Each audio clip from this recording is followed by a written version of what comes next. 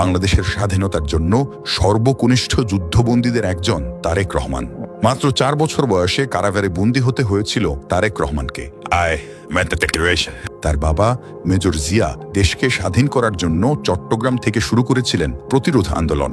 সেই অপরাধে মায়ের সাথে তারেক রহমানকে বন্দী করেছিল পাকিস্তানিরা। বয়স 15 না হতেই বাবাকে হারান তিনি। তারেক রহমানের মতো দেশের খুব কম রাজনীতিবিদই এত শারীরিক ও মানসিক নির্যাতনের মধ্য দিয়ে গিয়েছেন।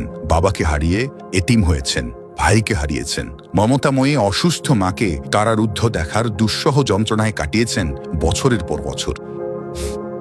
আইনের জটিলতা থাকায় ছোট ভাই আরাফাত কোকোর মৃত্যুর পর তাকে দেখতে যেতে পারেননি তারেক রহমান। 1/11-এর পর যে পরিমাণ অত্যাচার পোহাতে হয়েছে তারেক রহমানকে, তাতে তার জীবন নিয়েই শঙ্কায় পড়তে হয়।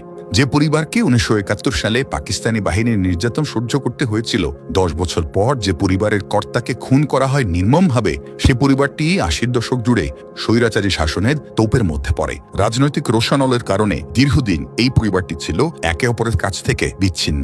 তারেক রহমানের বিরুদ্ধে অনেক কথাই বলা হয়, কিন্তু কখনোই তার জীবনের এই দিকগুলো তুলে ধরা হয় না।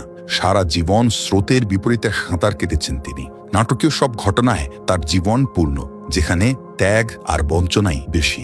আমার সাথে অন্যায় হয়েছে, অবিচার হয়েছে, আমার পরিবারের সাথে হয়েছে, আমার বাবাকে হত্যা করা হয়েছে, আমার মায়ের সাথে অন্যায় করা হয়েছে, আমার ভাই মৃত্যুবরণ করেছে এই অত্যাচারের কারণে। এই সকল অন্যায়ের, অবিচার, অত্যাচারের জবাব দিতে চাই।